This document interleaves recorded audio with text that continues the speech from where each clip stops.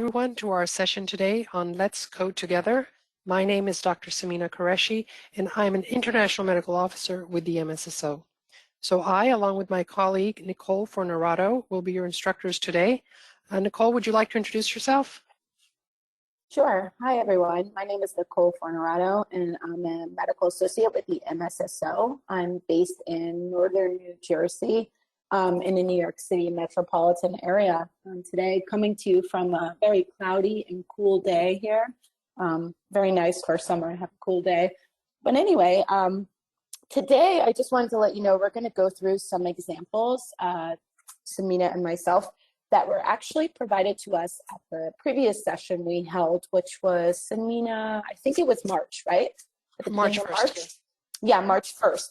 So we got some examples from participants that they asked, can you handle these examples maybe next session? So we gathered a couple, and we have, we're going to go through approximately 6, maybe 7 today for all of you.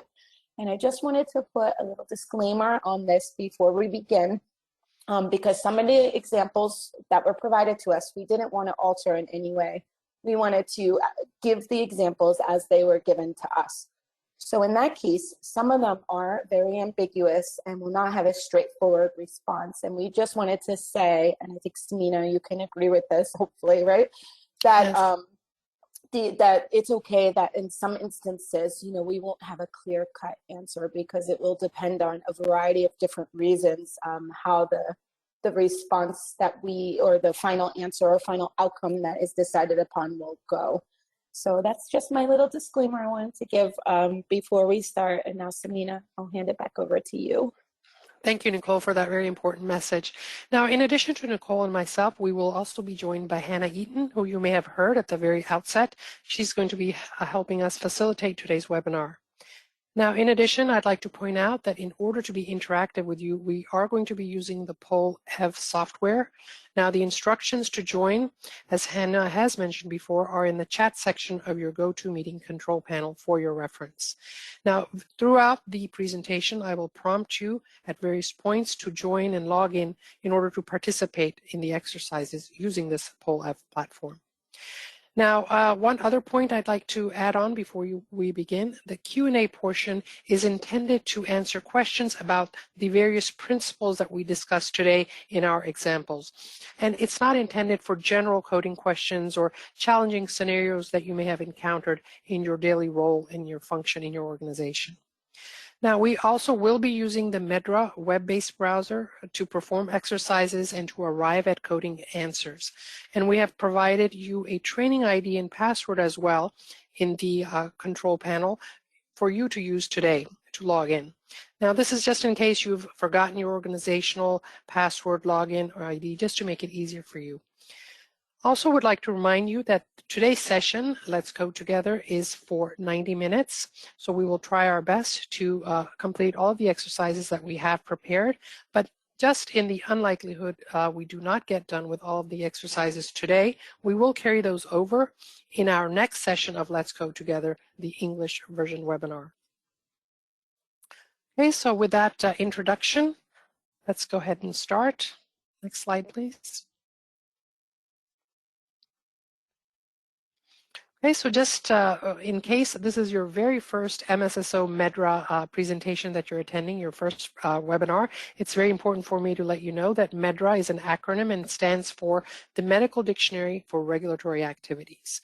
So just a little brief background. We won't go into too much detail, but Medra is an ICH initiative. The ICH, or the International Council for Harmonization, adopted the development of Medra in around the mid-1990s. Now, as you know, Medra is an ever-evolving, breathing and evolving terminology. The ICH therefore appointed the MSSO, or the Medra Maintenance and Support Services Organization, to maintain and further develop the terminology. And this is usually based on user feedback, as well as we are tasked with providing training like the one you're having today, and as well to administer Medra licenses. Now, all of these MSSO activities are overseen by the ICH Medra Management Committee.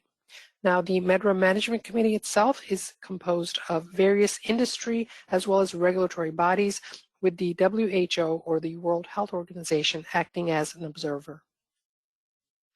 Okay, next slide, please. And for the veterans out there who have attended many of our other webinar sessions, you are very familiar with this disclaimer and copyright notice slide. We must go over this before we begin any webinar session. So I will make it less painful and kind of summarize each of these points. So the first bullet basically talks about the fact that MEDRA is owned by the ICH. As well, all of the material presented today is also copyrighted material owned by the ICH.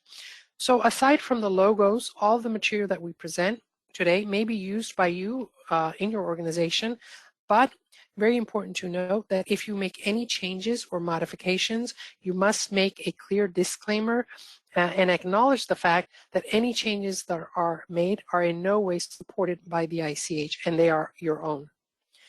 Now, the second bullet is legal lingo and therefore best read as such. This presentation is provided as is without warranty of any kind. In no event shall the ICH or the authors of the original presentation be liable for any claim, damage, or other liability arising from the use of the presentation. And the third bullet, thankfully, is not relevant for us because it talks about third-party material, and we are not using any third-party material in our session today. Okay, so we did survive that slide, so let's move on to the next. Okay, just a few basically housekeeping facts or just a little bit of tidbits for the audience regarding our audience participation. As we mentioned before, you are encouraged to use the chat panel to ask questions during the session or as well as make some comments. Now, as Nicole very appropriately mentioned at the outset, in the interest of time, there may be some examples where we need to agree to disagree. Because lots of different nuanced approaches are taken. Sometimes organizations' internal conventions play a role as to what the final best code should be. And of course, again, specific coding requests we cannot take in this live session. You may certainly suggest that in the question panel as a suggestion for future Let's Code Together sessions, as we have done today. Now, again, there will be ample opportunity. We have set aside a brief period at the end of the session for you to propose new examples or new coding challenging verbatim strings or narratives that you feel should be discussed in an upcoming session. Okay, thank you, and let's go to the next slide. Okay, so here, for those of you who are joining for the first time, are instructions to join a platform that we always use to allow audience participation. This is the Poll Everywhere platform. You may access this on either your computer browser, your tablet, or you can even use your cell phone. The URL is listed as on the slide, www.pollev.com/, and we'll be using Nicole's login, so her name, NICOLEF. Once you use this, you can, you'll be prompted to enter a username, but just remember you don't need a username. You'll be directly put into the PolleV software. Now, if you have a cell phone, all the more better, because for that you can use the camera function, and without having to type in such a long URL, you can just show the camera this QR code, and it'll immediately take you to PolleV. Now, a reminder, no need to be shy when you are proposing answers to some of the various coding exercises, because all of your submissions or all of your PolleV answers are anonymized, so we don't know who's answering what. So all activities are anonymous. No need to be shy, be brave, submit what you think the answers are. Okay, again, a reminder, we may be going a bit fast. You may say, well, I didn't get the whole URL, or I didn't get the training user ID password for the web-based browser. Not to worry. For your reference, all of these instructions are in the chat section of your control panel. Okay, so let's give a few seconds for everyone to log in, either using their phone, using the QR code, or typing in that URL we provided on their computer or their tablet. So let's see. So very good. Our first question, where are you today? Nicole and I would like to see geographically where our audience is located.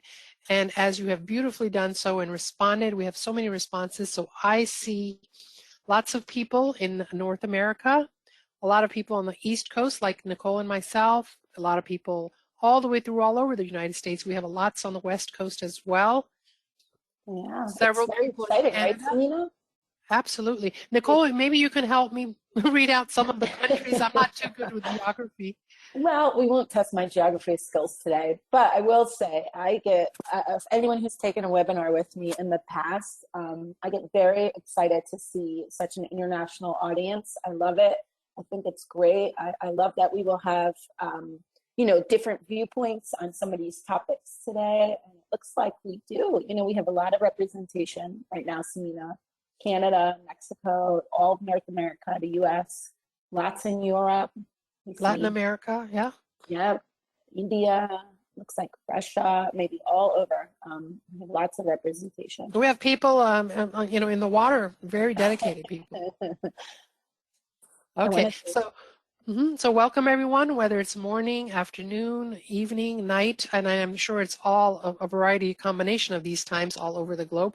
Welcome very much. Nicole and I are very pleased to have you join us today. So let's move on to our next question just to keep the feel of how to interact and respond using POLEV. Next slide, please. Yep. There's the next question. Wonderful. So in addition to knowing where you are geographically, physically, we also would like to know what role do you perform in your current job. So based on all of these choices, please fit your answer to the best one that describes your role at your organization. I see that so far the majority are medical coders or oversee medical coding in some form or fashion. And then we're getting a few representations in almost all of the categories except for IT professionals. We have no IT professionals, Nicole. Oh, that's very interesting. You know, I always say we put the other in there, right, as a choice, but we should have a little free text to get people to see what the other is. I'm very interested, but it is great. We have lots of representation. Looks like from all buckets, like you said, except IT, which kind of makes sense, you know, since we're actually going through coding examples today, and IT people just kind of do behind the scenes. But this is great, and it's good to see that the POLEV is working, Selena. Right. So I'm very pleased to see that we have a varied audience of all different sort of backgrounds in their job role and function. And it's very heartening to see that Medra or learning better about Medra coding or just seeing how Medra coding is performed is relevant to all of these job functions or of interest. Okay, thank you very much. So next slide, please. Wonderful to see such a response. So that means our POLEV is working and people are very interactive. Good. All right, so another thing to mention here, this slide is just mentioning all of the various options you have to access the Medra browser. You may use the Medra desktop browser. You may use the Medra web-based browser, for which we have provided a temporary training password and ID in the chat section, or you can use your mobile Medra browser. For purposes of today's demonstration, I will be using the Medra web-based browser. If we can go on to the next slide, please. Okay, so here, as I mentioned, for those of you who are just joining and perhaps wanting to log in right now as we speak, the username is right there, bolded in yellow, as well as the password. And if you want to use that URL to get to the Medra web-based browser, fine. But Nicole, perhaps you could show others how to just log into our www.medra.org website and click on the link there, another method to access the web-based browser. We go to the website. Sure, I will go to the website now. So I'm doing this in real time. So just various options. Medra.org. And you just click on Medra.org and you can see in the upper right hand corner here, there's a WBB. So that's web-based browser. You can just click on that and it should pop up. Now for this, you just put in the ID and the password and then you'll be able to log in. And there you go. Takes you right Wonderful. to the browser. So, okay. So as Nicole mentioned at the outset, there we purposefully have not provided slides, as you will see in the materials section. What our intention is for you to perhaps refer to this recorded session, and that session will be available on our MSSO YouTube channel a few days after we complete today's session. Okay, so let's give another perhaps a few seconds for people to log in. Again, even if we move the slide, you can access this information for your reference throughout the session in the chat section. Okay, so let's move on to the next slide, please. Okay, so just a little bit about medical coding challenges, just to sort of clarify for you that whenever you get or encounter a verbatim string to code or a narrative report to code, an exact match isn't always possible. This is where you have to use your best medical judgment, sort of have a mental decision tree in your mind on how you're going to approach a very ambiguous or not clear-cut verbatim string. Now, another thing to reference that may provide some clarity or some direction is the points to consider document. It provides very nicely options on how to code. So you can adopt one of many options provided on sort of approaching your coding string. Now, interpretation of data is extremely important.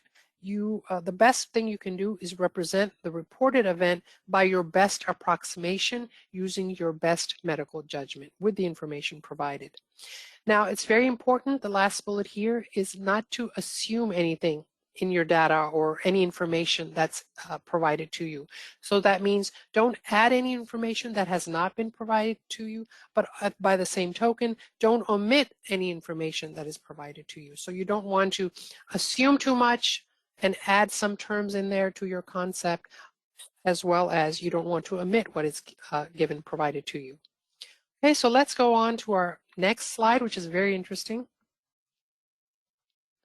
Okay, sort of building on what I talked about in the previous slide, that sometimes it's all a matter of interpretation. So what do you see in this picture? And I'll let you know, Nicole, what I see when I first look at this painting. What comes to your mind when you look at it? So for me, I think this time it's one of the first times, because I know if anybody took our class back in March, if you recall, Samita, we had like an aquarium looking picture, and I saw something that wasn't even an option really. And this time I think I can see correctly, because when I first look at it, what I see is a man's face, and it has eyes, pretty prominent eyes and nose and mouth, and some hair on top of the, in the mountain setting with two people walking by. Okay, right. So you honed in on, in your focus, what struck you first was the background, the man's face in the background. What struck me when I first looked at this painting is the couple, the lady and the man walking in the front.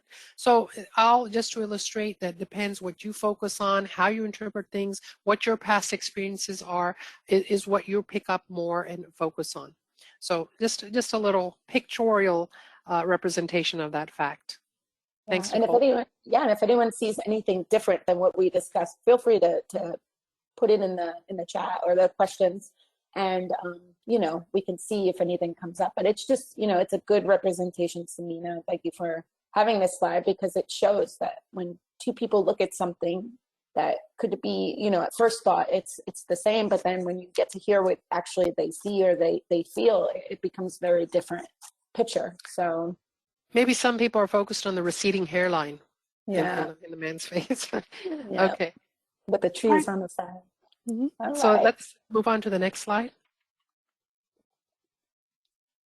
Okay, so again, we're just kind of build up on the fact that we brought up in the previous slide, that you must use your medical judgment.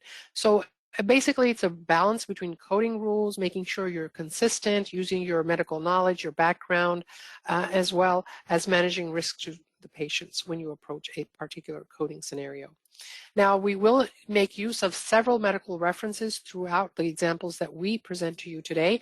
And medical references are very important because science is an ever-evolving subject, and we're not all experts in all therapeutic areas. So it's highly recommended to make use of medical references in order to get a better understanding of the concept that's being reported, so that you make a very accurate and correct coding choice. Now, sometimes in rare occasions, it may be necessary to request a new term to MEDRA, because the concept you're looking for just is not represented at all in MEDRA. So you can do that by our process, the change request process. You can request a new term to be added, and you can use the web CR tool. We have various sessions and material detailing available on our website on how to use the web CR correctly. when you make a change request for addition of a new term, or even if you, sometimes people don't agree with the linkages we have with some terms, they believe it should be a different HLT or a different SOC. All of that you are able to submit through the WebCR tool with a change request. Okay, so let's move on to the next slide. Now, this slide just talks about internal conventions. One of the things that we talked about in our nuanced approach was you have to keep in mind your internal organizational conventions. Now, there's different types of conventions. Some conventions will deal upon your various case management or processing within your organization. Other conventions will focus and hone in on various aspects of clinical data management. For our purposes today, we are going to basically refer or talk about how your internal coding conventions may be applied or may be interpreted for you before you make a coding choice. And of course, the purpose of internal coding conventions specifically is to allow everyone on the team to handle the data consistently in order to have a standardized approach. As you know, there are various team members in a team in an organization, and they may all have varying levels of experience. So coding conventions somehow keep everyone aligned and on the same page. Now, your coding conventions, I must point out, shouldn't be so specific. They should be broad enough that they can be used across all therapeutic areas. Okay, thank you. Next slide, please. Okay, so again, the QR code, in case you have a phone, you're using the phone to access the POLEV platform. Yeah, we just wanted to provide this one more time in case people join late so they have a chance to log in, because we're going to get started, as we can see. So, Samina, if you don't mind, should we take a brief pause to see if there are any questions before you Absolutely. get into it? So, Hannah, did anything come up? No questions have come up yet. Okay. So let's, I guess, start with our first example. And this, again, as Nicole mentioned, these are all exact verbatim submissions we've gotten from users in our past Let's Code Together sessions. And of course, we'll have more time towards the end for you to make additional suggestions for future Let's Code Together sessions. Okay, so for our very first example, the verbatim string we have is very short, barely felt any pulse. Okay, so if this was a report or a verbatim string that you got and you were asked to code this, what are the various steps in your mental decision tree that should come? What are the thoughts that should go through your mind in order to capture what is submitted here? Barely felt any pulse. I have to see, is this verbatim clear enough to code? In case it, if we get a verbatim string that's not clear, very brief, or very ambiguous, you have to think about, maybe I need to submit a query if that's an option in your organization. Then you look at what is being reported. I'm going to sort of hone in on, this is, what basic anatomical area is this? Is this some sort of device issue? Is this a disorder? Is this an AE that happened? What system organ class is it affecting? So that I have a sort of a way to look and approach at this concept and know where to look in the MEDRA terminology. Okay, so first of all, I'm going to think, what is the most appropriate low-level term? Meaning the term at the very granular most level, what is the best LLT term in order to capture what's provided to me? Okay, so let's approach this by opening the browser. Next slide, please. Okay, so now, Nicole, if you could bring up the browser, and everyone else who's working along with us in solving these coding questions, let's see what I would do first off. So with a verbatim of barely felt any pulse. So basically they're telling us some characteristic or some quality about the pulse, right? So I'm going to open my browser and just type in the word pulse. Okay, and I'll type that in, pulse. Just to see like what's out there, what is in MEDRA regarding pulse.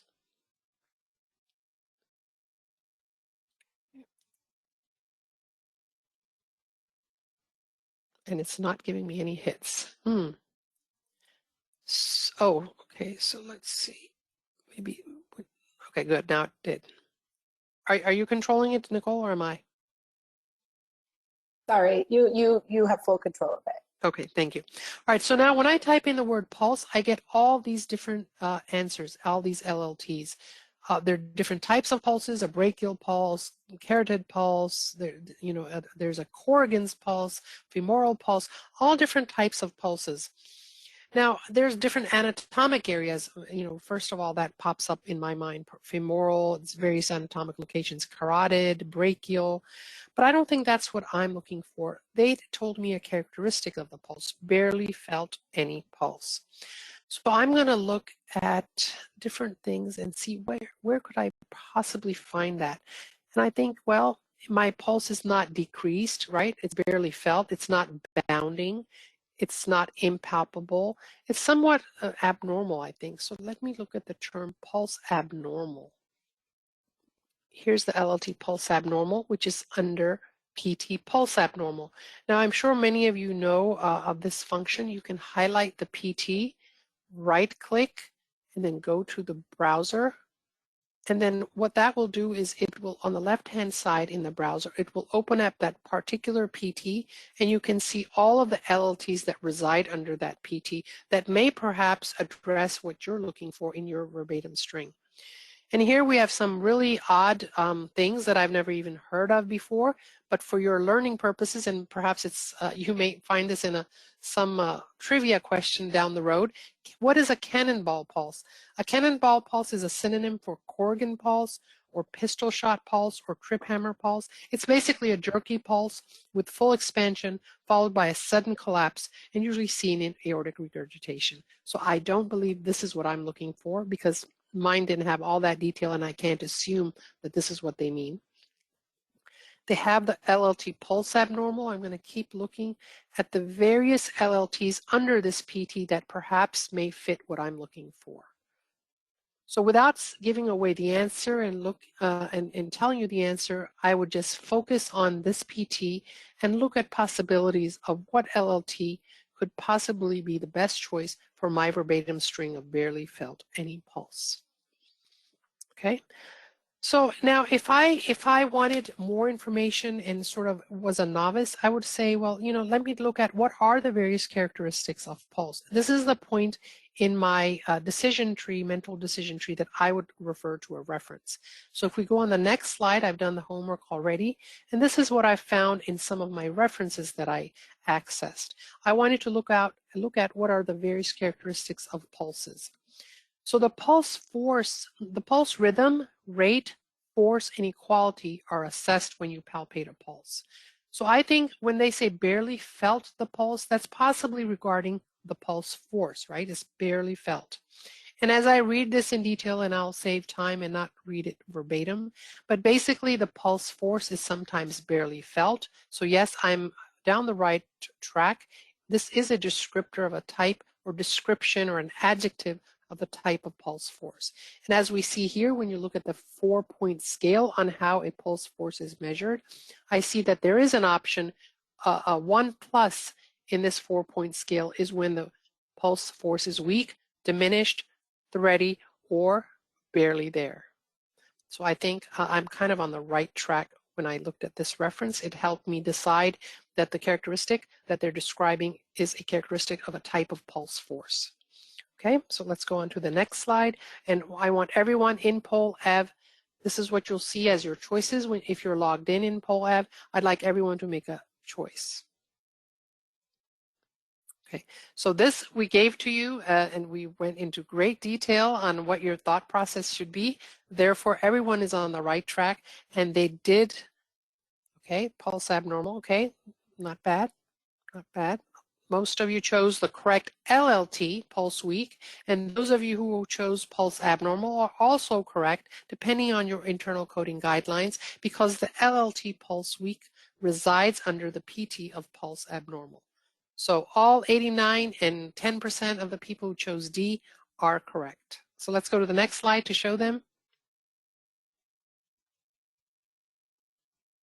Okay, so just to recap our learning points, when I got this very brief verbatim string, if I was unsure of the various characteristics of a pulse, I used my reference and I validated my thought process that the type of pulse force is what they're describing here.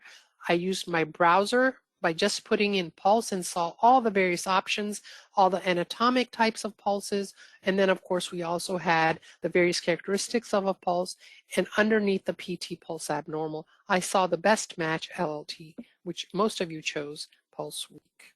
Good. Excellent. Next slide, please.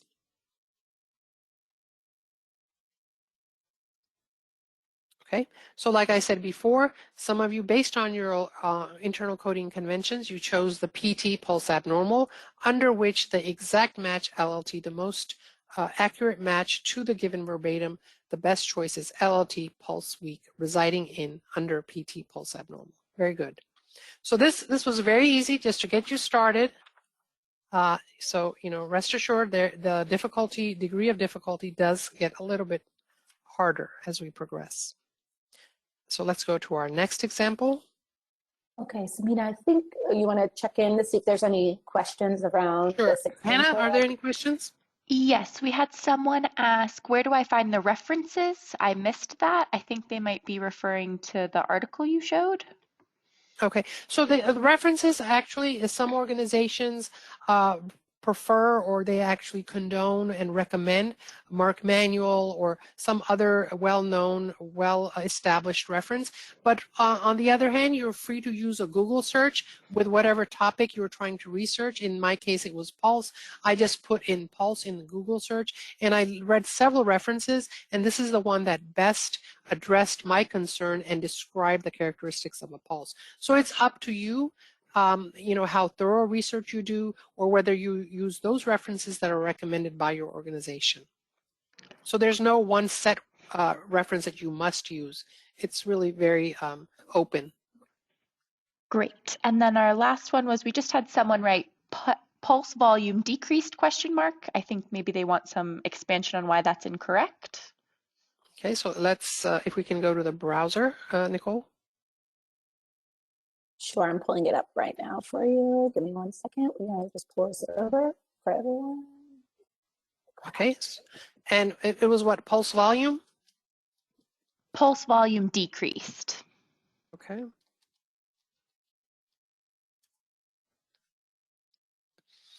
Okay, pulse volume decrease. That's a different PT, and we like I said at the outset, we don't want to add any information, nor do we want to subtract any information from that which is provided. Our verbatim string was barely felt any pulse, right? So certainly they're right. Sometimes if their volume is decreased, it'll be barely palpable, but we don't want to assume that that's one of the causes, right? There are many causes of a pulse being barely palpable, right? So we chose the exact match LLT without reading into the cause, the causative etiology of why the pulse was weak.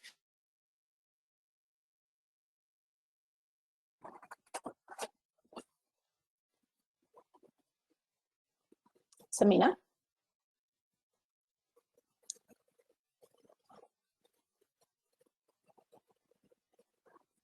You may have lost Samina. Hannah? Yeah, Samina, we've lost your volume, Samina.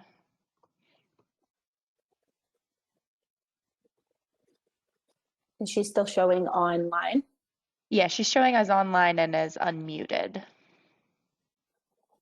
Okay, so is there another question coming in? Or, yeah, if you wouldn't mind going back to the browser, we had one last one come in that asks, can you right-click on the PT again to show how you got the sub screen?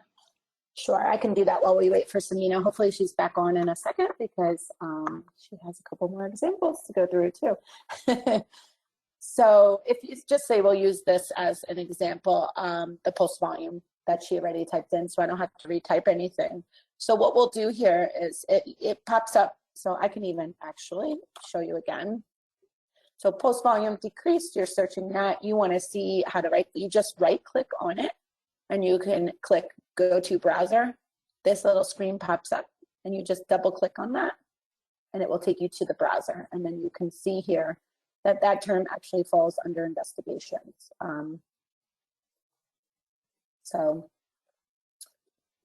Hello? Hello? And Samita's back just in time. Perfect timing. Sorry, I disappeared. Something happened to my internet. I disappeared. I think there was a question. Where did I disappear at? Right when at the end of when you answered it, and then I actually answered the next question, so we're all good. Okay. So Okay, as wonderful. everyone can see, we're in real time right now, and things happen, and it's okay. We'll just keep going. So I'm sorry. There's some issue with on my end, I believe, with internet, but I'm back on now. So I'm sorry. it's okay. Are there any other questions, Hannah, relating to this one, or are we? No, you're good to move on. That's all the questions for the moment. Okay, Samina, so you can start off with the next example. Certainly. Okay, so now we are on our example number 2. Okay, so here I must say before that one of the most popular requests that we got in our previous Let's Code Together sessions, there's a very high demand and multiple requests by various users to approach medication error type scenarios. And so I'd like to also let you all know that we do have a separate fully available that just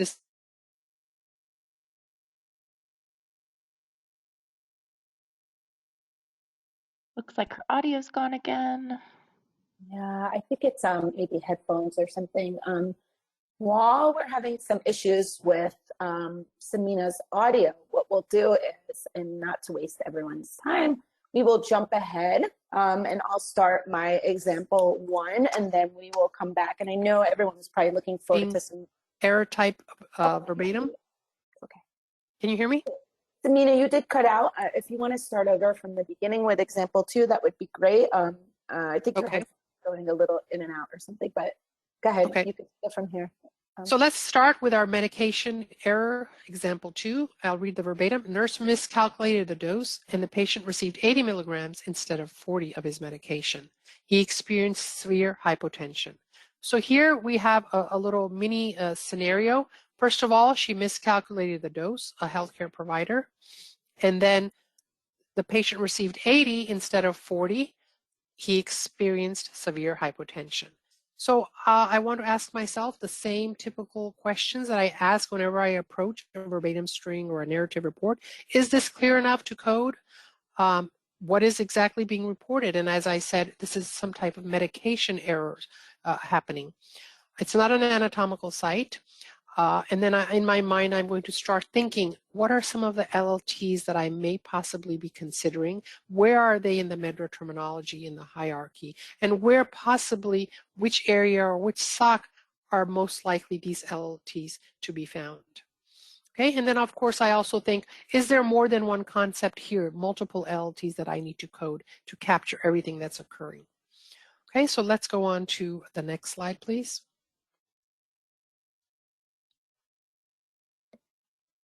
Okay, a medication error by definition is any preventable event that can cause or lead to inappropriate medication use or patient harm while the medication is in the control of a healthcare provider, patient, or consumer. So very important to be familiar with this medication error definition. And as I mentioned before, I think I may have been cut off, that we have sessions, a MEDRA coding of medication errors part 1, as well as a part 2, which is a workshop that is solely and wholly dedicated to discussing the various aspects of coding medication errors. But for our purposes today, I won't go into too much detail and just let you know how to approach this particular verbatim. So a medication error, I'll continue with the definition. These are events which may be related to professional practice, healthcare products, procedures, and systems, including prescribing, order communication, product labeling, packaging, and nomenclature. So all the various phases, these medication errors can occur. Okay, so next slide.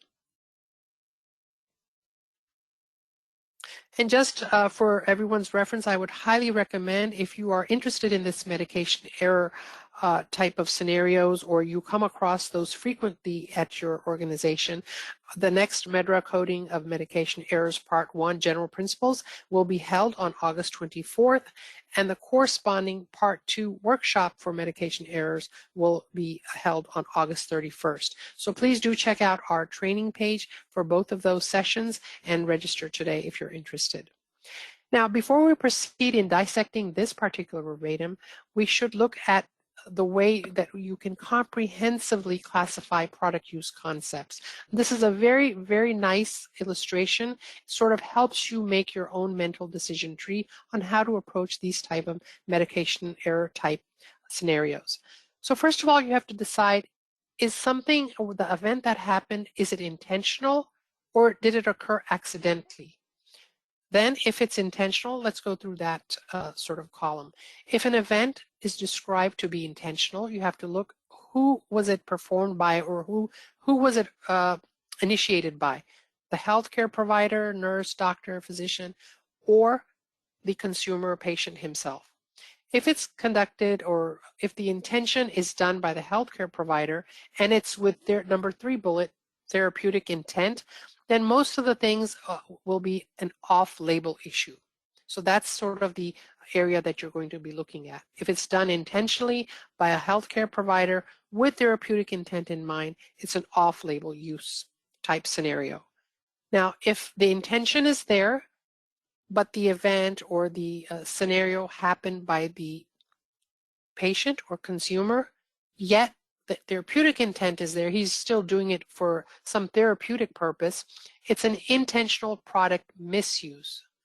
Whereas if there's no therapeutic intent, it's intentional by the patient or consumer, but the therapeutic intent is not there. For example, he's taking his sleeping pills not to become sleepy, but because they make them feel good, to just get a high, just to get that really euphoria feeling.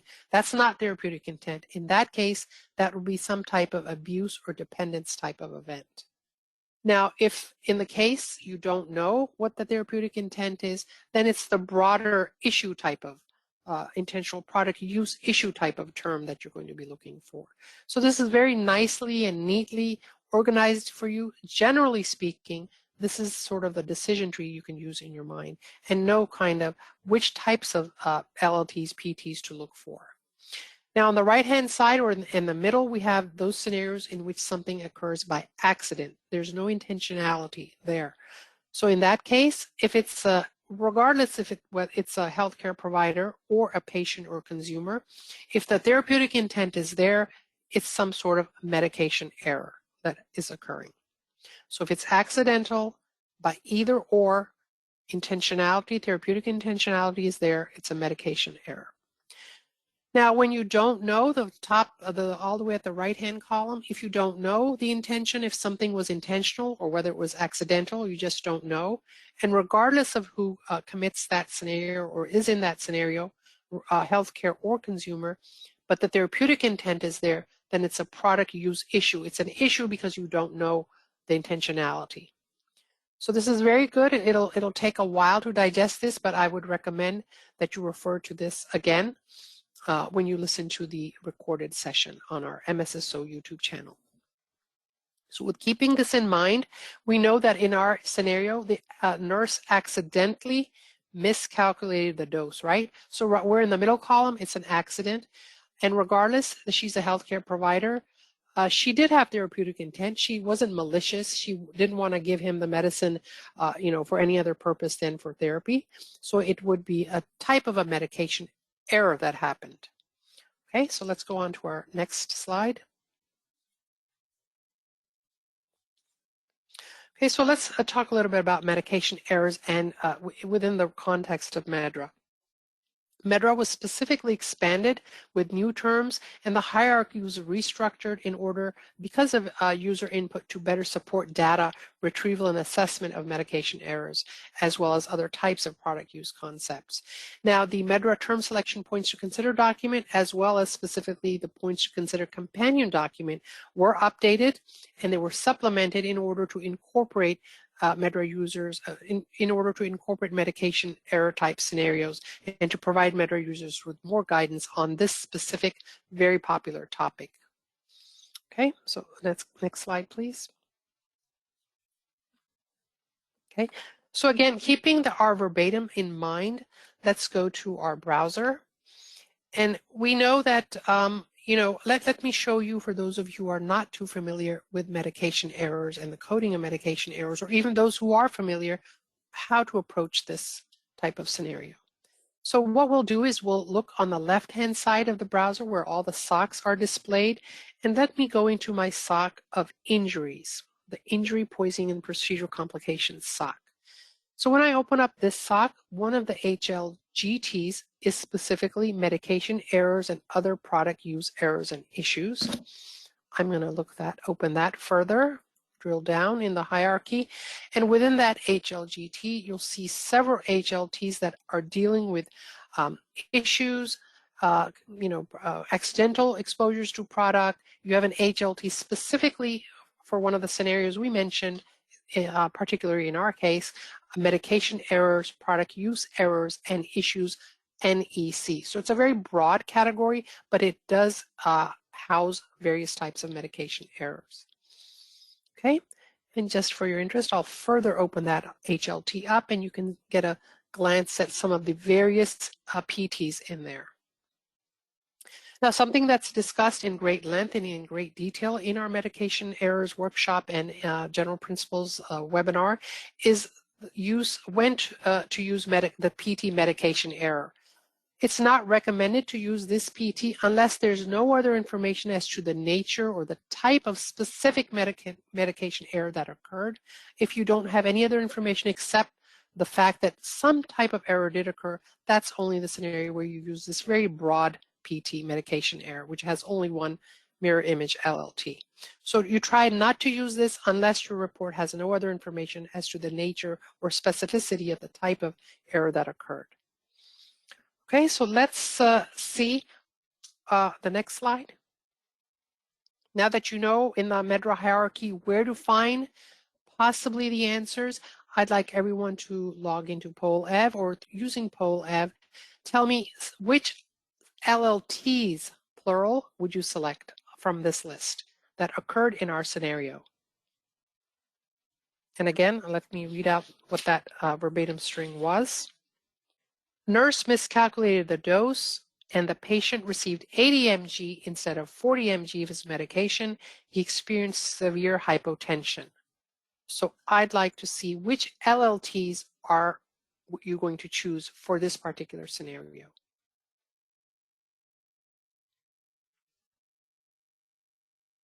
Okay.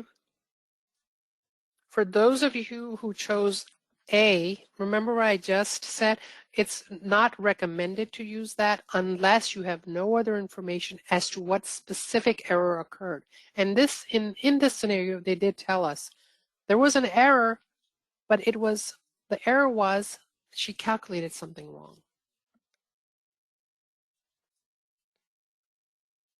Okay, so everything that needs to be coded in that string, what LLTs would you choose? I'm going to give people a few seconds to sort of mull over this one. Yeah, Samina, it's looking like we have a landslide here almost for one answer over. Mm-hmm. Well, so 69% of you are correct. That is, I'll give it away before the answer comes, but you are on the right road. That is one of the correct LLTs, but there are others. So you, in a verbatim string, you must report all events that occur, all adverse events that occurred in this particular scenario. The nurse miscalculated the dose and the patient received 80 mg instead of 40 mg. He experienced severe hypotension. So 6% of the people woke up, 8% woke up.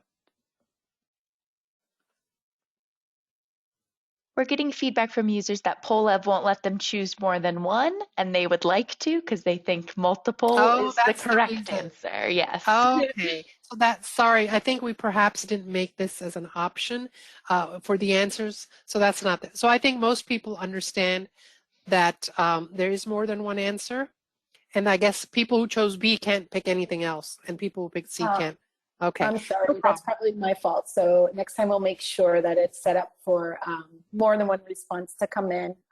It is set to change your response. You could put the first and then the second, but not both at once. I'm sorry. So with that being said, we can move on, right? Yeah, so that means, so, no worries. We understand the little glitch, but if we can go to the, maybe if you go to the previous slide and I'll walk through each of the choices. I'm sorry, if you can go to the previous one. Okay, super. So for the first choice, medication error, to the poll apps, yeah. So for the first choice medication error, we would not pick this because we would have picked this if there was no other information, but we did have specific information that there was a dose calculation error. So for those of you who wanted to choose B, you are correct. That is one of the correct choices. You would not pick medication error because it's too broad and you do have additional detail. So dose calculation error is clearly set because the nurse miscalculated the dose. They told you that at the outset. Incorrect dose administered. As a result of that dose calculation error, she administered the incorrect dose, so that's perfectly right. Number 3, incorrect dose administered is also correct. Choice C, so kudos to you who chose that as well. And only 9, well, I guess because everyone chose B, they couldn't choose D. For those of you who also wanted to choose hypotension, you are also correct. We can't neglect the actual AE that happened as a result of all of this, the fact that he experienced hypotension. So choice B, C, D are the 3 correct LLTs that you would use to capture all the AEs that occurred in this scenario. So I think everyone did very well. It wasn't reflected in the poll, but that's a minor glitch. So I think everyone did very well on this particular coding exercise. Now, to get more experience and to get additional scenarios, I do recommend look at that workshop and that general principles medication errors coming up in August. Okay, so let's move on. These are the 3 correct answers for this particular question, number 2. Let's move on to example 3. Okay, do you want to just take a brief pause to see if there are any questions around this example? Sure. It seems like it was only people who wanted clarification on if they can choose the 2 or if they can choose the 3, which I think you've already covered. And then Right. we had one person say, in our institution, we cannot choose more than one LLT. Yeah, that's often, again, we sort of preface that with in the beginning when we said you can either split code or choose more than one code depending on your ability within your organization. So that's a caveat. Perfect. That is a challenge. And then finally, someone said, how about the severe aspect of the hypotension? Okay, so let's see in our browser, our browser, if you want to go. Hypotension. Oops. It's not letting me. Okay, now I think I'm in. Hypotension.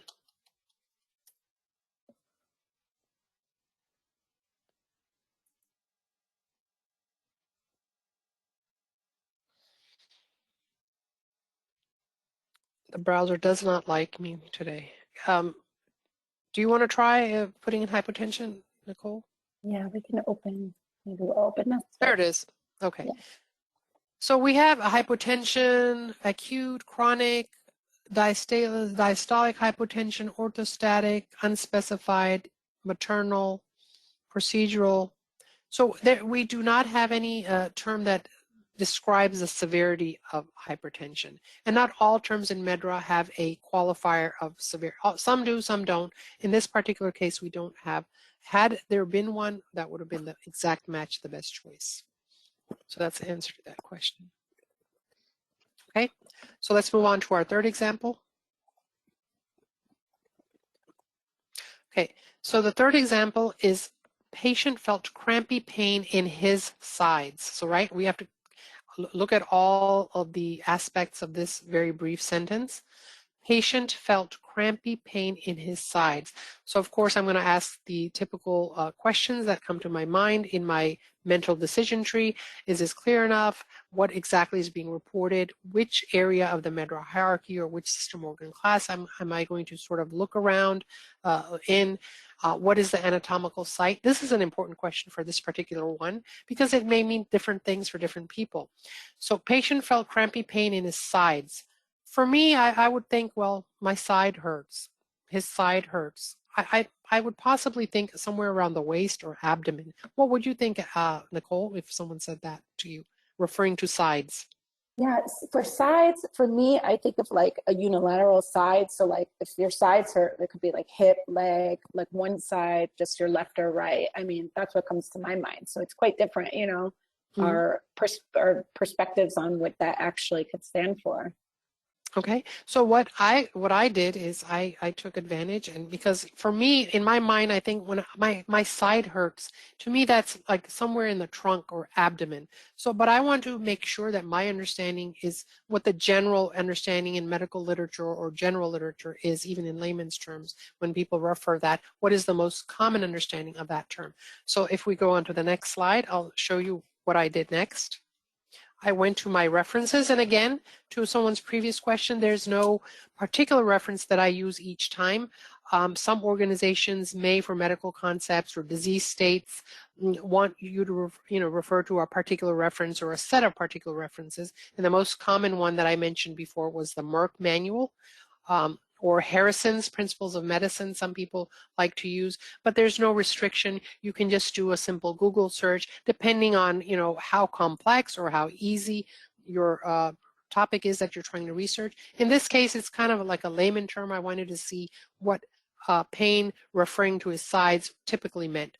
So using these two particular references that I got from a Google search, it said in this first one by Giesinger, pain in your side or in your abdomen is a common complaint. So at the outset, my understanding is what the general understanding is, pain in your side. So that typically means abdomen, right? So that's my clue that I'm thinking along this the correct pathway as far as the anatomical site in the body.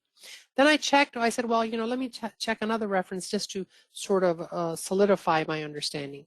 Here, this sort of talks about how runners have an episode of side cramps each year. Side cramps are also known as exercise-induced transient abdominal pain. So here he's saying cramps in the side means abdominal pain. So again, this justifies my thought process. And so yes, those cramps on the side means abdomen. So I'm correct. That's where I'm going to look. So I'm going to go to my handy dandy web-based browser. Not so handy at all times, but we'll see. And I'm going to type in abdominal pain. Okay. I will take the cursor and try to erase this and put in abdominal pain, because I've kind of figured out, substantiating with my references, that's typically what that means, the sides. And the specific verbatim that they gave me was, patient felt crampy pain in his sides. Okay, so I'm going to look up pain, abdominal pain. And then here is abdominal pain, the LLT. I'm going to see which PT that resides in. It resides in the PT abdominal pain, same mirror image. Again, I'm going to highlight it, right click, go to browser as one of the second options. And again, I told you on the left-hand side in the browser, this will open up that particular term, and then you can see all of the LLTs residing under this particular PT abdominal pain. And just for my knowledge and future reference, I'm going to get familiar with all of these LLTs. They range from abdominal colic, abdominal cramp. Okay, so this is sort of going around where my verbatim said, abdominal cramps, abdominal crampy pains, abdominal pain generalized, belly ache, all of these colicky, cramp abdominal, functional abdominal pain, gripping pain, all these numerous LLTs, different ways or different subconcepts under the PT of abdominal pain. Now I'm going to look, and I think one of the best LLTs I see that most appropriately or most closely matches my reported verbatim. I see that LLT under this PT, but I won't tell you which one it is until you make your choice in the next slide in your poll F. Okay, so from all of these LLT choices, pick one that matches the best to the scenario described. Okay, so I think this is, we've made coding experts already.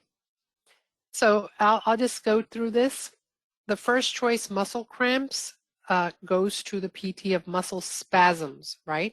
And when we read our references, this was more of a pain, although crampy was the nature of the type of pain. So people who chose choice C are absolutely right. Choice B, cramp in lower abdomen, although this is, sounds correct, But if when you look at the PT is abdominal pain lower. So we don't want to be too precise because that's not given in our verbatim. We just want to pick abdominal. We can't make the assumption that it's lower abdomen. So I would not pick choice B. Choice D, cramps menstrual.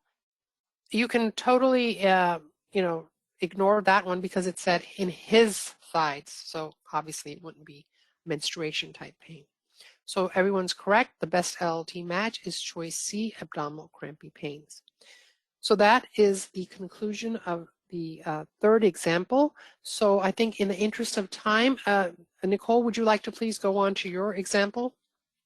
Sure, yeah, we'll start. We're actually gonna do a quick little skip here through one. We'll keep this for you for next time, or if we get to it, we'll go to it later. But we'll start with example 5 now. So like I mentioned earlier, when Samina and I were first logging on with all of you, a lot of these terms, they were provided to us, and we're trying to go through them verbatim. So sometimes, it's going to be a little bit ambiguous in nature. And that's the whole fun of this, I think, to be able to walk through these together and see people's different opinions on things and how we would each code and interpret things.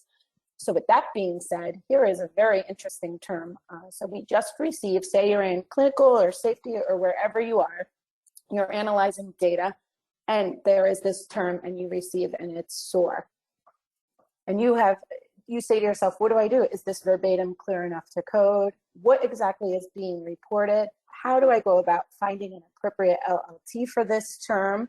So with that being said, I would like to ask the audience, what is your initial interpretation of the word sore? So we'll see what people think, because it's always interesting to go through and see what people think. Samina, do you have an initial interpretation of what you think? Well, if I follow the rule of sore, I would say, well, the exact match is sore throat. But, then I think to myself, well, sometimes exact match may not actually represent the reported medical concept. So I think I would maybe lean towards ulceration. Okay, yeah, it's very interesting, see? And when I think of sore, the first thing that comes to my mind is pain for whatever reason. It's just what pops in. So it seems like a lot of people agree that pain, some people, 31%, that's quite a bit, don't have an initial interpretation. Some are saying soreness, others ulceration, and nobody has said sore throat. I think I may be clouded by my prejudiceness because I've just done lots of processing of dermatology terms. My brain's still in skin. All right, so now that we got everyone, I think everyone had a chance to respond in the poll. So what we'll do is, now we'll take a quick look at the browser, and I am actually gonna pull up the desktop browser for everyone to see. So as you can see, it looks very similar. I'm pretty sure everyone has experience with both browsers, but it looks similar. It looks the same way as the one Samina used, which was the web-based, except this one is downloaded to your computer. So you have it, and you don't need an internet connection. So what we'll do, we received this term sore. Where do we even begin? So what I would suggest is, just from my experience and based on, I want to just look in the dictionary and see, hey, what's it say? What do we have available? So I'll actually just type it verbatim and see what pops up.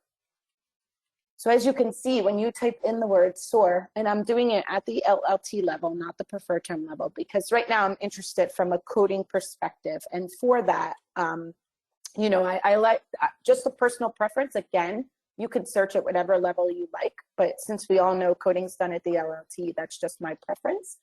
And I typed in sore, and let's see what we have here. We have bed sore, canker sores, cold sores, fever sores, sore feet. Let's see where that goes. That's more related to a pain. We have sore mouth. That's oral pain. So again, it's going to pain. Oh, here's that sore throat. So that's another pain. And then if we go, let's say we have here a plural, sores mouth. Now that one would go to stomatitis, which actually links into like an ulceration type term. Or we have a streptococcal sore throat. So as you can see, viral, sore throat, there's so many different options available in the dictionary. And then as you can also reference back to the poll we did and see how there was kind of a split opinion on when you first see this term, what do you think, right? So with that being said, and now that we know, we took a look in the browser and we see, okay, there's what, 50 terms 50 LLTs available that contain the word sore in it, right? That's quite a bit. So now what do we do with this term? So what I'll do is I'll pull this over and I will go to my next slide. So one point I always like to stress, and it's very helpful to remember, is if you've received a reported term of sore without any additional information, and you held a meeting, and say at this meeting, you have a medical coding rep come in, you have a physician, you have a data management representative, and let's just say an outsider from none of those groups, just somebody that needs to attend from your organization to discuss what's been coded, what's come in to be coded, or you're analyzing data, or whatever the case may be, right? Odds are that each person in that room would come up with a different interpretation for what they believe SOAR means, especially since there isn't any context around the term. So my best piece of advice is whenever you receive a reported term that can be interpreted in a variety of different ways, the best thing to do is to try to receive clarification in order to avoid confusion.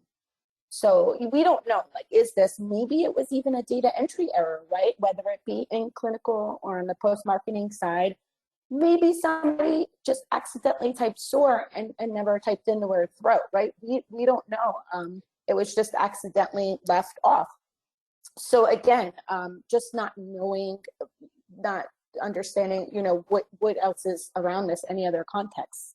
So an alternate way of handling such a term, as was mentioned, is to detail out how it would be handled in your internal coding conventions. So I know Samina mentioned this earlier about internal coding conventions and how important they are. And I know if any of you have attended any of my previous classes, Major Coding Basics, Advanced Coding, whatever it may be, I always stress the importance of having really solid internal coding conventions that are based off of the points to consider document. So in that case that you would say, okay, well, my organization doesn't send queries or whatever the case may be, you need to just code what is, we can't get any additional information around this term. You may have to have something set up where you can then code it and be consistent across the board, as Samina also mentioned, which is very important. Because if you're coding it one way, you don't want, if it comes in again, you don't want, or 5 more times in the future, you don't want 5 different people coding SOAR to 5 different LLTs, because then come analysis time or come PSUR time or come any time when you're pulling data, trying to reconcile data between safety and clinical, you want to make sure there's consistency across the board.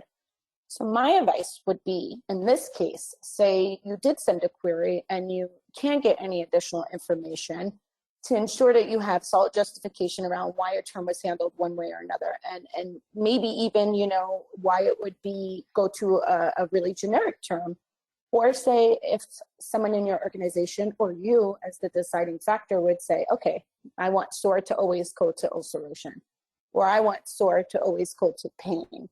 Have solid justification around why your organization chose to do it that way. Or another way to ensure, like I said, all future occurrences, regardless of where they may come in from, are handled the same. Now, another, well, what I should say first is that the poll that I actually did first, just to get everyone's initial thoughts, is a good way to shed light kind of on how everyone interprets things differently. Because it wasn't a landslide. 100% of the people on the phone did not all say the same response.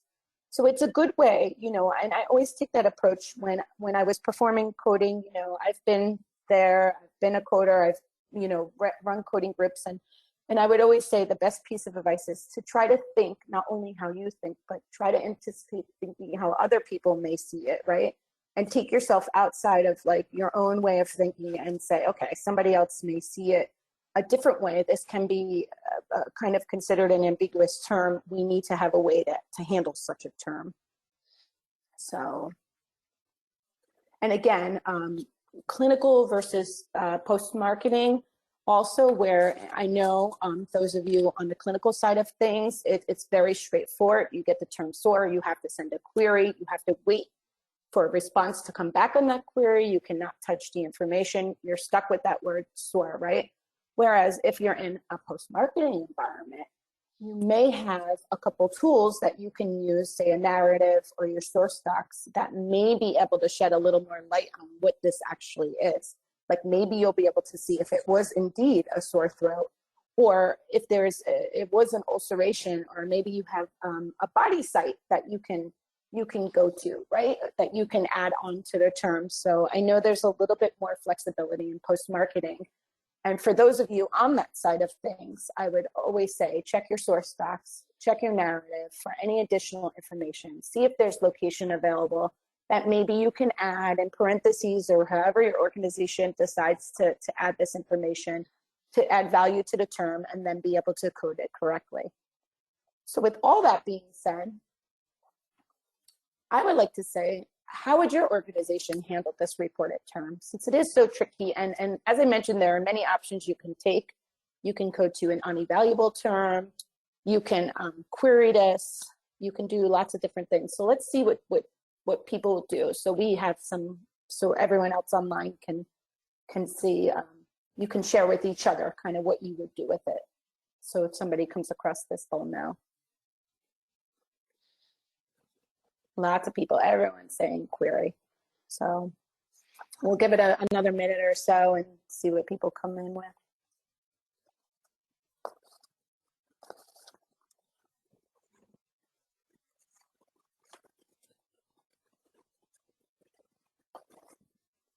All right, mostly everybody's saying query.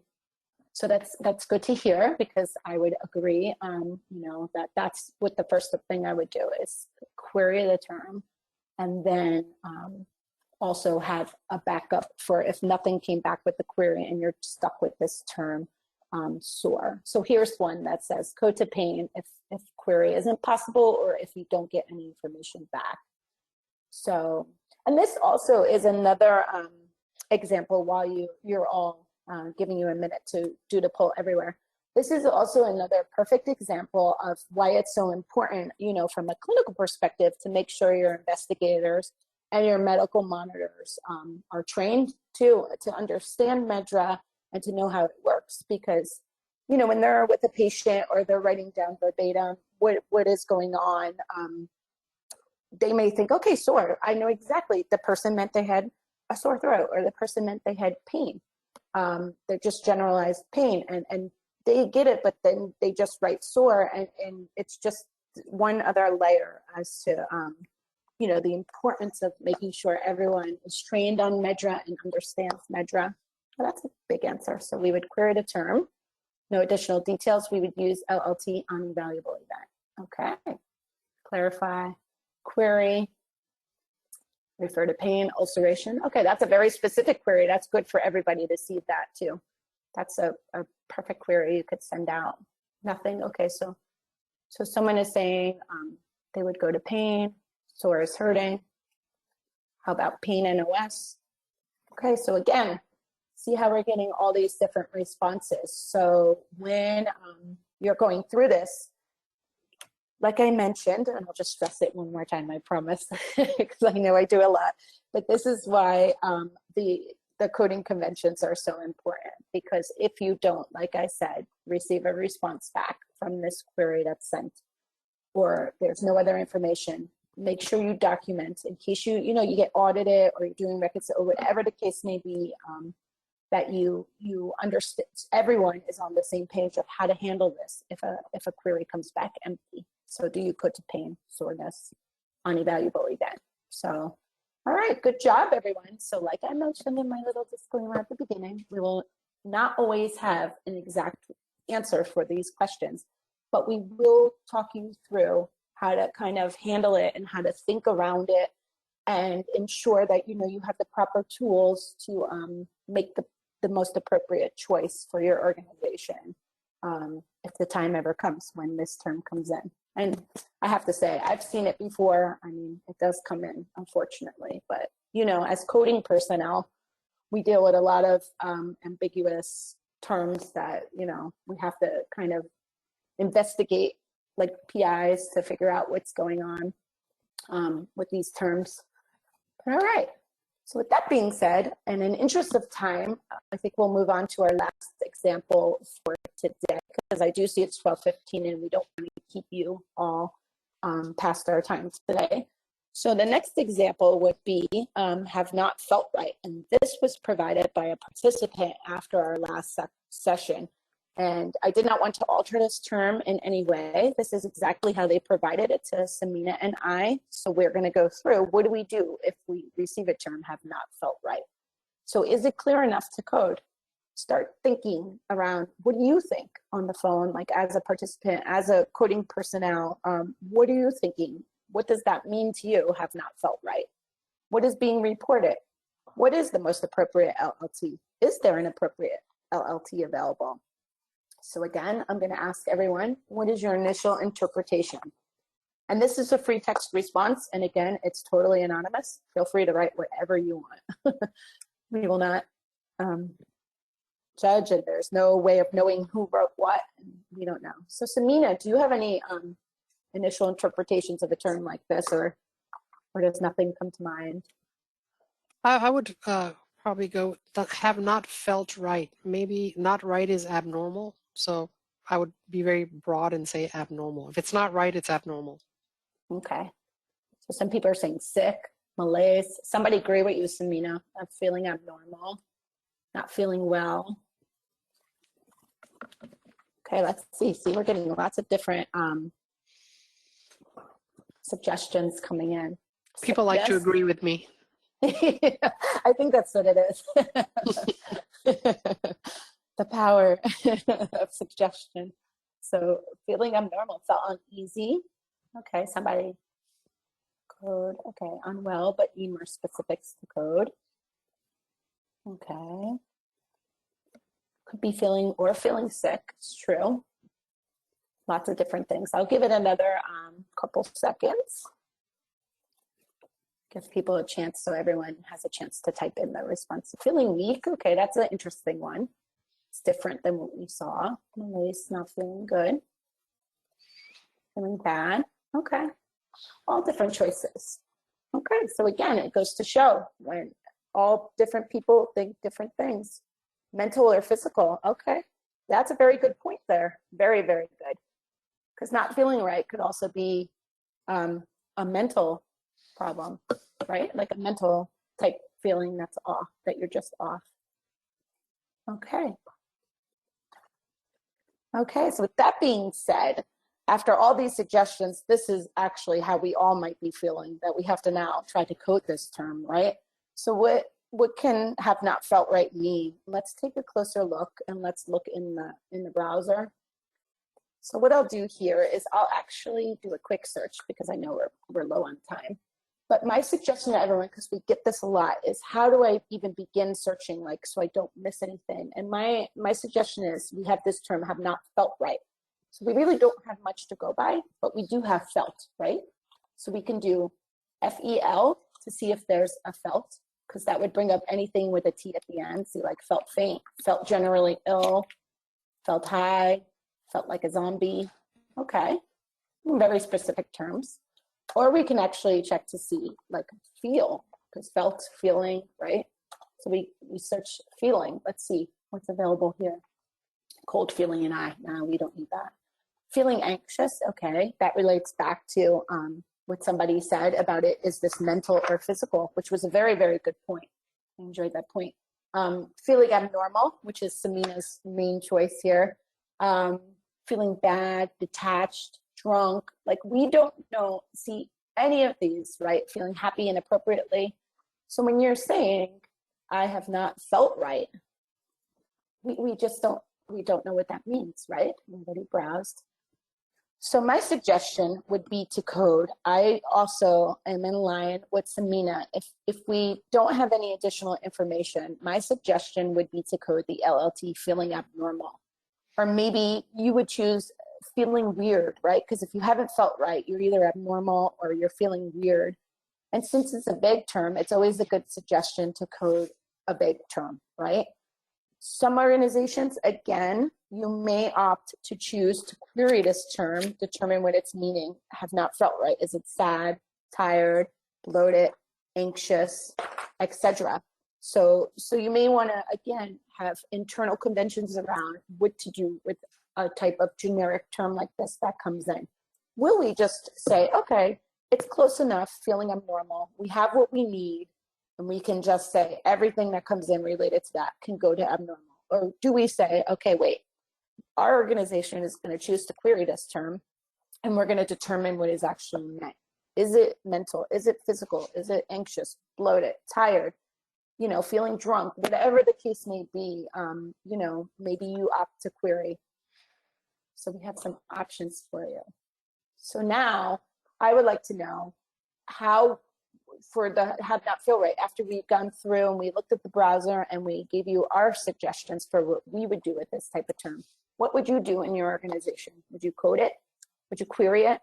LLT suggestions from people would be great. This way we can all kind of, since we can't all be in a room together actually discussing this, it's the best way to kind of get everyone on the phones, on the lines, opinions around it, so we can kind of share with each other on what we would do. Okay, so lots of people are saying feeling abnormal or query. See. So Samina, after we went through the exercise, did it change your opinion on coding it to feeling abnormal, or would you say, okay, we're going to make a decision and just say all future occurrences to feeling abnormal? I think I would just stick with my initial gut feel of feeling abnormal. And again, I agree with you on that, but I do see also some people may want to query that and get some additional information. Feeling unwell, okay. Everybody has different opinions on how it should go. Again, stressing the importance of why it's so important to get everybody on the same page. Feeling abnormal, queries. Okay, I'll give another couple seconds for everyone to be able to type in, because I know sometimes it takes a minute to type. Okay, query, and then if no further info, feeling abnormal. So that's a good takeaway that people can have for your conventions or just in general. If you see a term like that, you can always query. Nothing comes back, then you can code to feeling abnormal. All right, so lots and lots of queries going out. And I also see it because it also depends on what you're working in, where you're working, like what type of products you're working with, etc. To see, query versus just code. Okay, so they code first and query simultaneously. So that's another good option for the users to take into consideration. All right, so with that, I think we will move on. We had more examples that we will carry over into our next class. But in interest of time, it's 12:22, and we want to get you all out of here on time. So we just wanted to provide you with today some references, some sites that you can use, that you can keep, in your pocket for future. Very useful. The MSSO help desk. If you ever have any questions, you can always email them and ask any question you would like. We have the browsing links, our website, a spot you can go to find frequently asked questions. We have our training schedule, change requests, as Samina mentioned earlier. We also have supporting documentation and a link to our YouTube channel where this presentation can also be found in about a day or two.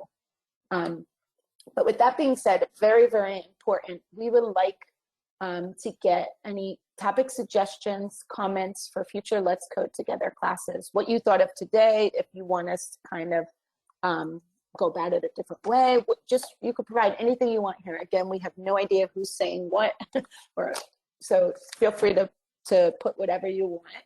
And while you're all taking a second to put in your responses, I personally would like to just say thank you to everyone for joining today. We know everyone has extremely busy schedules, and to take an hour and a half out of your day to come do this is much appreciated by myself and Samina And I know we can't be in person, whereas maybe in person, a class like this, we can get very interactive and you know, kind of debate these topics a little bit more. But we tried as best we can using the polls to get everyone involved and into it. And I just want to say thank you again. And Samina, you want to say any parting thoughts?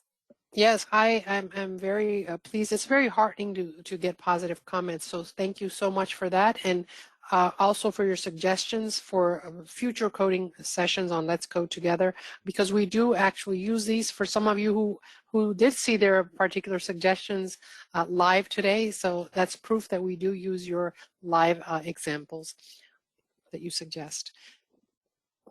And let us know how we can improve these sessions. And we purposely don't share the verbatims ahead of time, just so it's very spontaneous and creates interest. Sometimes when we share the examples beforehand, it becomes very monotonous because people have already made a decision and it's not so interactive. Yeah, and as you could see by today, you know, stuff happens all the time, and we are live as can be, and you know, we do try our best to incorporate everything, and you know, just keep it dynamic and interesting, and keep the examples lively, and take from what you all recommend and use it. So I see if anybody does have any examples, Hannah will also be sending out a poll. You can let us know there if you have a specific example you want us to go through, and we'll take the time to go through it. And again, we can't always give one answer or, you know, a direct, but we will walk you through the process of it. So yeah, any examples that we did not get to cover this time, certainly we will carry those over to the next session. And of course, I think the general feedback is that perhaps do more examples and shorter in-depth discussion on each one. So we'll certainly take that into consideration in the future session. Yeah, yep, we will. And again, it's right now we have 1 minute, so we'll give another minute just for people to be able to comment further or type in a verbatim that they would like us to go through. Oh, and I forgot to mention, our next session for this will be coming, I believe Hannah could correct me, or Samina, I think it's August 30th. Is that right? I believe so. I don't know the exact date, but it's definitely later part of August. Correct. So yes, we look forward again to meeting with you all, and I hope we have repeat attendees with new, fresh examples that we'll be presenting. And there's one question, perhaps I can try to, I don't know if someone's answered that yet. Why can't we just use LLT cramp? For the one where we said he had crampy pain in his sides. The reason for that, if I may, I don't know if you want to pull up the browser, or I'll just do it verbally. When we do LLT cramp, I believe that goes to PT muscle spasm, just the LLT cramp. Right, so it goes to PT muscle spasms. And because I had done some research at the outset, what the typical in his sides in most commonly refers to abdominal pain. So that's why we went towards the most anatomically specific concept of pain. And then, of course, the crampy was an adjective to sort of describe the type of pain. Underlying medical concept is pain, crampy pain, abdomen. So that's why we chose the particular LLT exact match of abdominal crampy pains, I believe. Yeah, and I did see someone also ask about the advanced search. So what I did was, let me just go back to basic. What I did here was, if you're interested in advanced search to search more than one term in a different field, you can go click advanced search and just do like cramp, and then like side if you're interested to see if anything would come up with that, which obviously nothing returns, but you can say cramp and abdo, and then there's nothing coming up. Oh, there we go. And then they'll pop up. So any term with cramp and abdo. So that's basically how you use the advanced search. So Hannah, with that being said, are there any additional questions for Samina and myself before we we've got a few comments, I guess, about that answer. Other terms of crampy pain go to pain plus site. Biggest concern is LLT side stitch going to flank pain. Yep. And I guess the answer to that, or the discussion point there, would be it's a matter of interpretation, as we said in the beginning, whether you see the receding hairline picture or whether you see the couple walking in front, right? And I sort of justified my particular personal coding choice based on what I saw in the literature. But you have a valid point there with that alternative coding choice as well. Yeah. And I do see a question here. How do we have to register for August? Yes. So you can go on to the training's website, like I believe all of you did today. If not, if someone did it for you, have them do it for you again. But you have to register for August. Yes, we have 150 seats available, and sometimes they go kind of quick. So it's always good to get in. And then, yeah, we also have a face-to-face user group meeting happening in DC in September. So for those of you in the US, we'll see some of you in September as well, but we would love for everyone to come back on in August and go through more examples with us. So Hannah, are there any more questions or? I think you all have addressed all of the questions. That's good. Yep, that's what I'm seeing. And all of you will be receiving a survey, and there's an option for suggestions. So if you come up with a term you would love for them to discuss, that is the place to submit it. So I'd like to say goodbye from me, Samina Qureshi. Wonderful having you all here, and look forward to having more of your suggestions in our next Let's Code Together session. Goodbye, everybody, from me. Bye-bye, everyone. Have a great day, rest of your day.